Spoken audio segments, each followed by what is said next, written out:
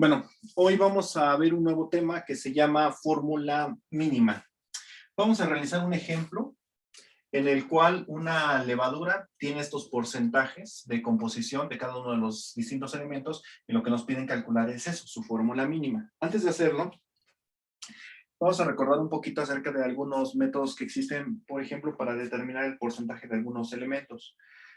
Los más fáciles y sencillos y los primeros que se conocieron son los elementos que no son volátiles, los que normalmente quedan después de la incineración completa del material, es decir, a partir de ceniza.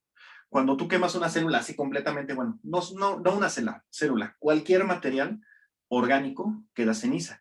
Entre las cenizas, pues tú ya puedes distinguir por distintos métodos de titulación química mediante ácidos, bases o quelación, el porcentaje de calcio, el porcentaje de magnesio, el porcentaje de sodio que puede quedar en la ceniza. Eso es titulación química, no lo vamos a ver. Pero bueno, que sepan que existen.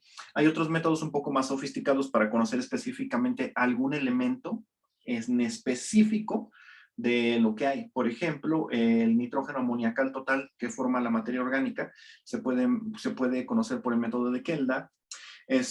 También una de las cosas más fáciles de conocer es en el porcentaje de dióxido de carbono en la célula. Ese es muy, muy fácil, el porcentaje de carbono. Pues nada más agarras, incineras la célula, atrapas todo el dióxido de carbono que salga, lo atrapas en agua alcalina, se forma bicarbonato de calcio, calcio, de sodio, de lo que estés, bueno, del agua alcalina, de lo que le esté dando la basicidad al agua, y titulas, y con eso puedes conocer, por ejemplo, el porcentaje de dióxido de carbono que hay en una célula.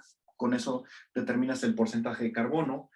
El nitrógeno también lo puedes determinar con Kelda. El hidrógeno, al ver cuánta agua se libera mediante la incineración total, etcétera. En general son relativamente fáciles y hay muchos métodos, hay otros muchísimo más sofisticados, más modernos, que vamos a ver más adelante cuando veamos secuenciación masiva, porque eso ya es como que entrar en lo que se conoce secuenciación en flama, pero bueno, pues es más adelante.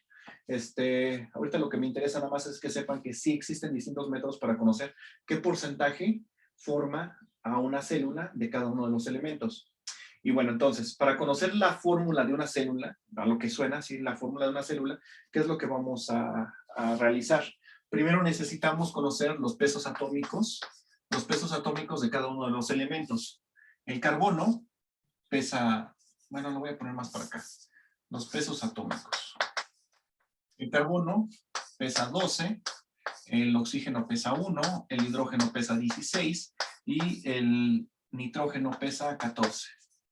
Entonces hay que sacar el número de moles de cada uno de ellos. Entonces, el número de moles de carbono es igual a los 44 gramos que tiene sobre el peso molecular del carbono, que son 12 gramos sobre mol. Entonces, esto está referido obviamente a 100 gramos para sacar el porcentaje. Entonces serían 44.7 entre 12, toca 3.725. El número de moles de hidrógeno. Entonces, es que 6.2 entre 1, estos son gramos sobre mol. Esto es igual a 6.2 moles. Lo mismo vamos a hacer para el oxígeno. Son ¿qué? 31.2 gramos sobre 16 gramos sobre mol. Esto es como 1.9. 31.2 entre 16, 1.95 mol. Y finalmente el nitrógeno.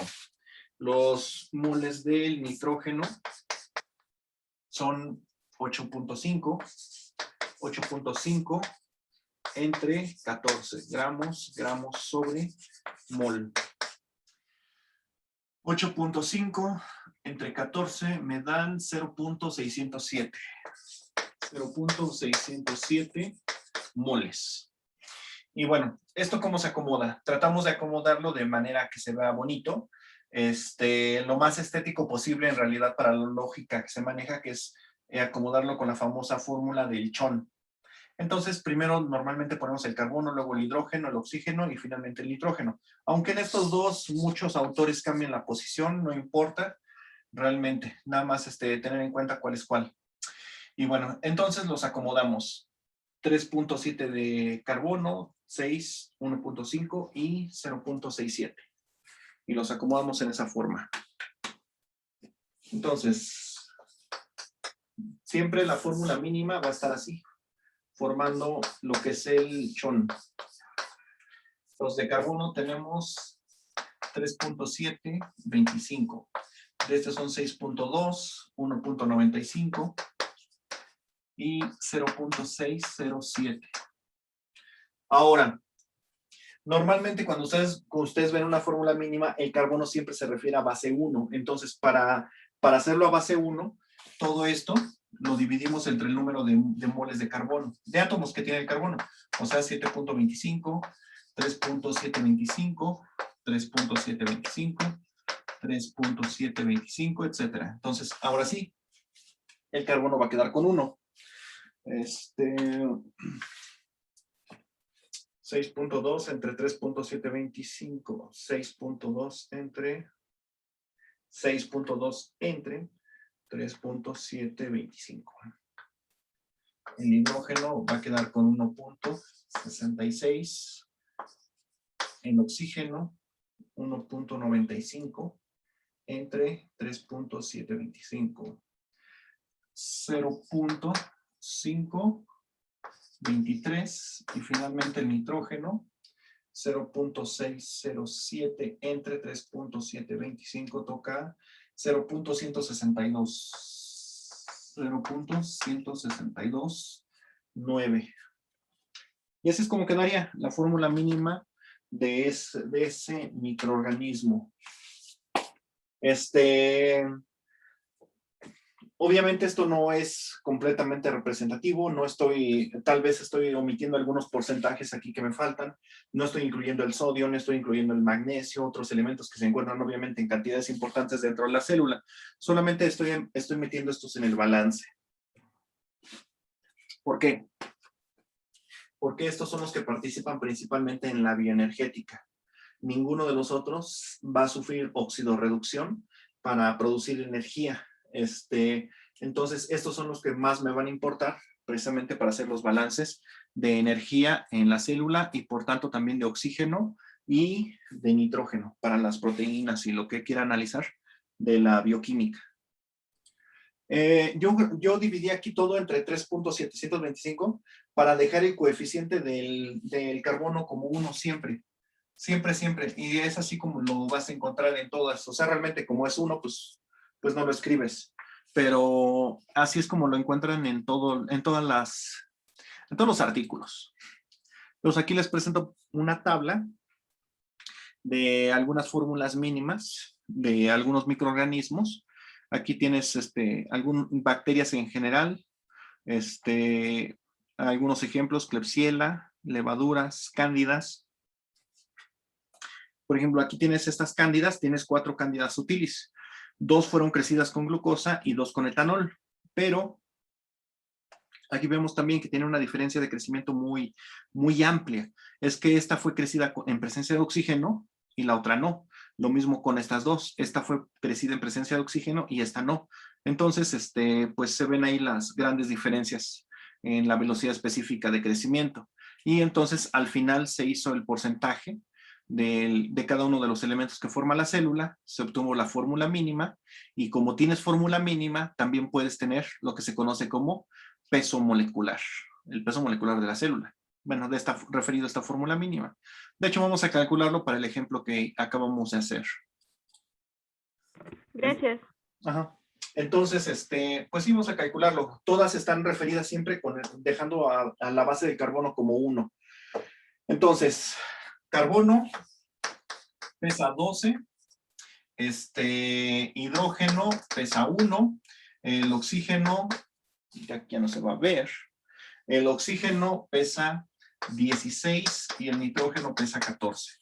Entonces, este por una, porque nada más tengo uno, me da 12. Este por 1.664, pues me da 1.664. Este por 0.523 me da como 8.4. 16 por 0.523, 8.368. Y finalmente 14 por 0.1629. 0.1629 por 14 me da 0.228. Y al momento de que yo sume todo eso, más 8.368, más 1.664, más 12. Voy a obtener que el peso molecular de esta célula es de 22.26 gramos sobre mol de célula. Gramos sobre mol de célula, 22.26 gramos sobre mol de célula. Ese es el ejemplo, digámoslo así, para células, para que sepan que existe, pero en realidad, aunque puede sonar un poco extravagante, se puede aplicar a todos los compuestos que tengan más de un solo carbono. Y los podemos agrupar precisamente en familias. De ahí yo creo que ya han visto grandes familias donde ves así, por ejemplo, las de los carbohidratos, que todos se escriben como CHO. Todos los carbohidratos se escriben como CHO. Y más específicamente CH2O. Profe, una pregunta. En lo del nitrógeno, bueno, a mí me sale diferente, es 14 por .1629. Sí. Me sale de 2.28 a mí. Sí, yo creo que estás bien, compañera, porque sí es cierto, es demasiado pequeño. Es demasiado pequeño. Si fuera un .1, esto sería 1.4. Sí es cierto, yo creo que lo escribí mal. Entonces, 2.28. Entonces, esto pesa 24. ¿24 punto qué? 24.3126, creo. Ok. De hecho, sí se me hizo raro, porque la mayoría de las células anda alrededor de 25. Se me iba a hacer raro, pero bueno.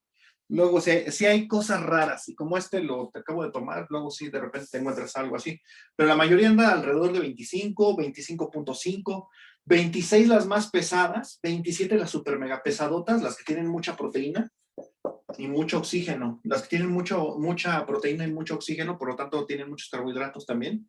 Su fórmula mínima hace que su peso molecular esté cerca de 27, por ahí así.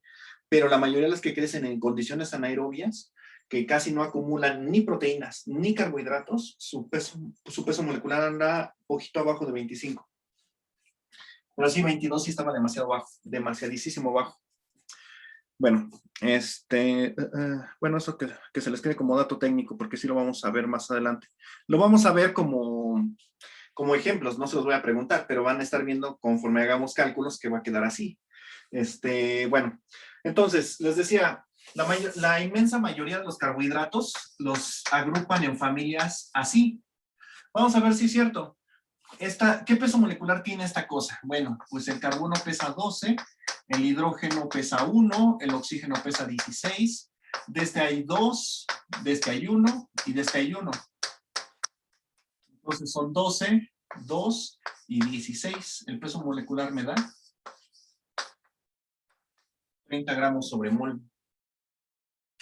Vamos a ver algunos ejemplos.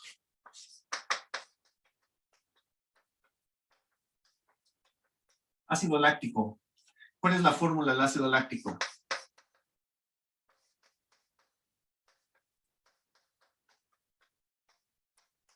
Esa es la fórmula del ácido láctico. Entonces, carbonos tiene 1, 2, 3.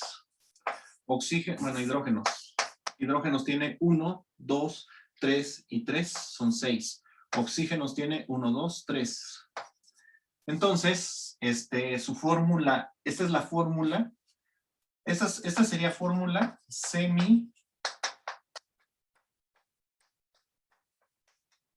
semidesarrollada. Esta sería la fórmula condensada. Si divido todo nuevamente entre 3, así como hice este ejemplo, para obtener coeficiente 1 en el carbono, quedaría C, así sería solito, C1, H2O. Y esta es la fórmula mínima para el ácido láctico. Nuevamente entra ahí. Y vemos que entonces su fórmula mínima hace que su peso molecular mínimo sea de 30. Y no se necesita demasiado análisis para ver que prácticamente todos los carbohidratos entran en la misma categoría. Por ejemplo, glucosa. Fructosa. A fórmula condensada no hay manera de distinguir una de la otra. Las dos, su fórmula condensada es C6, H12 o 6. Esa es la fórmula condensada para ambos. Entonces, si yo saco la fórmula mínima, nuevamente divido entre 6 y va a quedar así. Y de hecho, por ejemplo, para la glucosa, quizás alguna vez hayan visto en algún libro de texto así, donde N vale 6 para la glucosa o un carbohidrato, un polímero, normalmente observas esto. Entonces, pues aquí ves que el carbono, más que el carbono, que todo este peso, el peso molecular de todo esto es de 30 nuevamente, como en el caso de arriba. Eso hace que todos los carbohidratos tengan más o menos la misma fórmula mínima. Esto es muy importante porque cuando hagamos balances, o sea, ahorita en el siguiente video, cuando hagamos balances de oxígeno para ver cuánto oxígeno se requiere para degradar un sustrato, ya sea la glucosa, la fructosa o alguno de estos, si vamos a trabajar fórmula mínima de una célula, debemos trabajar también fórmula mínima del carbohidrato. Si vamos a trabajar fórmula mínima del producto, no sé, de penicilina o algo así, que no podemos escribir toda la formulota grandotota porque es muy difícil, o una proteína, no podemos escribir la fórmula grandotota, pues entonces escribimos fórmula mínima de la proteína y el carbohidrato también tiene que ir en fórmula mínima. Pero si estamos trabajando fórmula desarrollada, por ejemplo, ácido láctico, si ya tenemos la fórmula así desarrollada o condensada, podemos trabajar el otro en la misma fórmula, condensada o semidesarrollada. Eso es importante porque si lo manejas con distintos tipos de fórmula de condensada mínima en la misma ecuación, origina errores al hacer el tanteo o el redox.